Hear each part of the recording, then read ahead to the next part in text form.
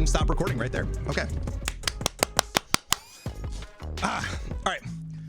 Ladies and gentlemen, today we are gathered here for font review, where we're going to be reviewing a font every single week and giving our own personal rating toward it, 1 out of 10, where there's going to be decimal places involved to get a very accurate number of the way that I feel about a lot of these fonts. Now, guys, this is just my opinion. A lot of you guys might share different ones, and if you guys do happen to have a different one, then make sure you leave a comment down below and absolutely berate me on the score that I give this one. Now, going into it, what we're going to be doing is this fortune wheel, where we have names of a bunch of different fonts right here given to us by the chat, and we're going to roll to see which font we're going to be reviewing today. Let's give it a shot. The font that we're going to be reviewing today is coming down right now. Let's see which one we're going to be getting. Come on, baby. It's going to be Raleway.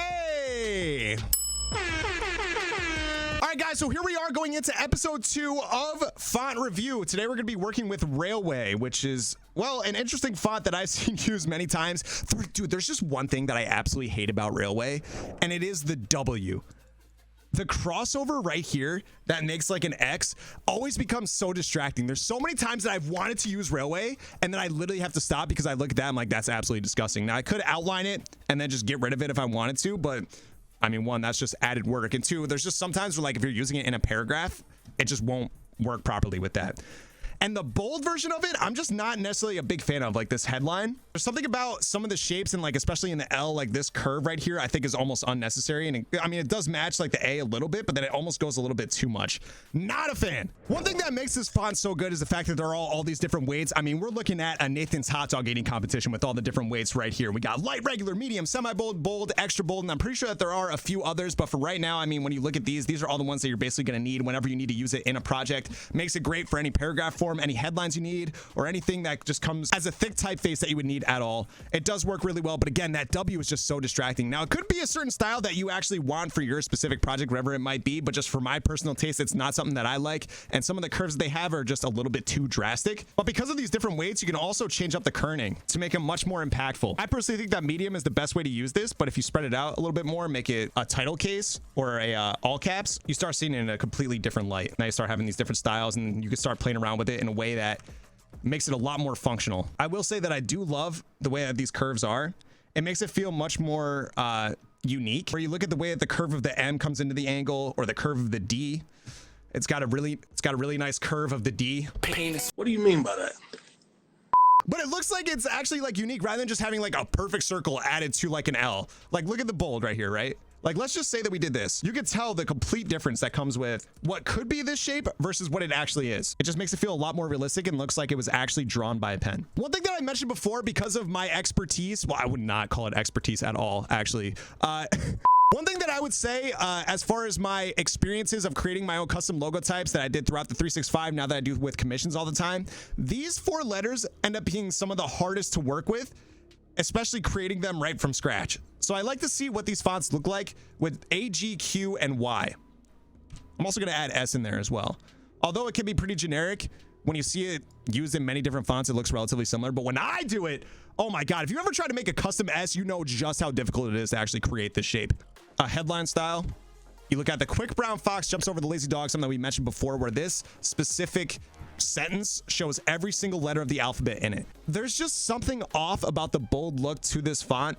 I feel like it almost becomes distracting rather than legible. There are some elements that it feels like they try to be too fancy. A lot of those curves that you see in like the U right here. I mean, it's a sans serif font.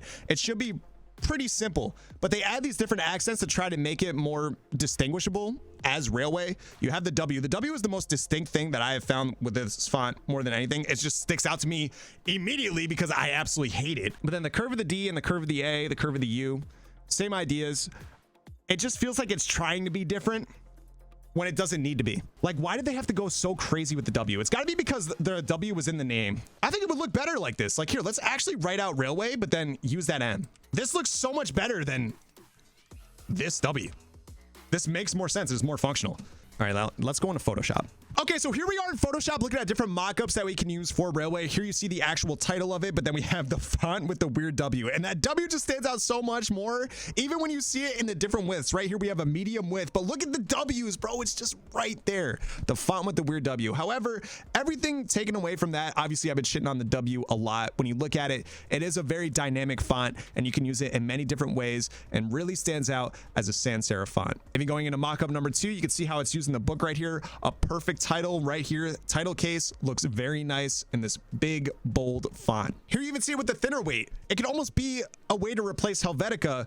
When you see the lighter font right here, this could work for Apple almost. I mean, like, let's see, even if you adjust the kerning right here, it'd be something like -50 maybe.